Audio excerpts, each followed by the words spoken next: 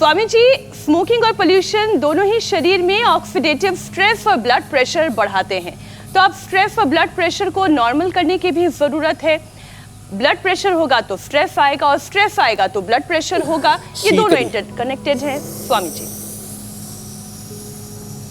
शीतली, शीतकारी, stress is the main cause of all disease.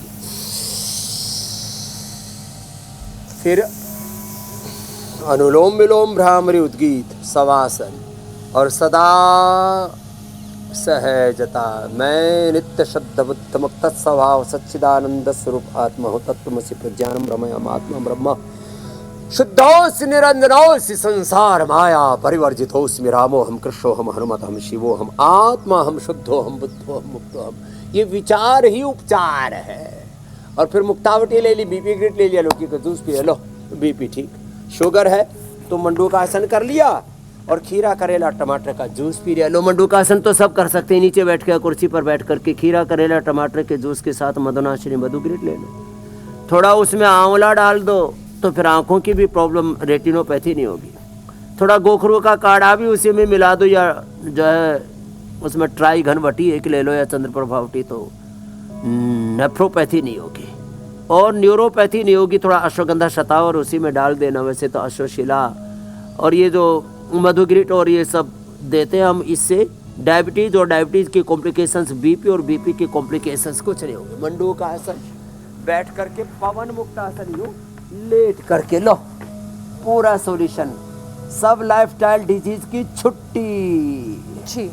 ये हमारे बता रहे थे वीरेंद्र जी है जी, बलबीर जी बता रहे थे। क्या नाम है बहन का? कांता जी। ओहो, बीपी, शुगर, थायराइड, लीवर की प्रॉब्लम, यूट्रस की प्रॉब्लम, फिर अर्थराइटिस और ल्यूकोरिया, घनी बीमारी हो गई थी। कांता की कांति चली गई थी, 50 साल पहले बूढ़ी हो गई थी। ओहो, अब 70 साल के पास पहुंचने वाली है, वापस अब 20 साल की जवान होगी। लो, ये है योग की महिमा।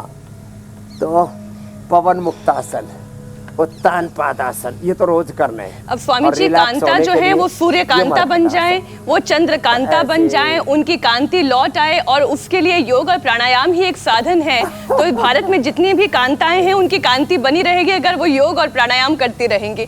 तो स्वामी जी, एक और विषय, स्मोकिंग और प्रदूषण मिलकर ब्रेन की नसों में ब्लड फ्लो घटता है, जिससे स्ट्रोक और फिर डिमेंशिया का भी खतरा बढ़ता है। योग से कैसे नसों को दोबारा एक्टिव किया जा सकता है? वो योगाभ्यास जो नसों को एक्टिव करे। डिमेंशिया तो चाहे आज लाल कृष्ण आडवाणी साहब हो, चाहे वाजपेयी साहब, या पहले जॉर्ज फर्नांडिस साहब थे, अभी थोड़ी थोड़ी कुछ समस्या जो है और भी कई राजनेताओं में देखने को मिल रही है। लोग परेशान है, रे ये क्या हो गया भाई रे।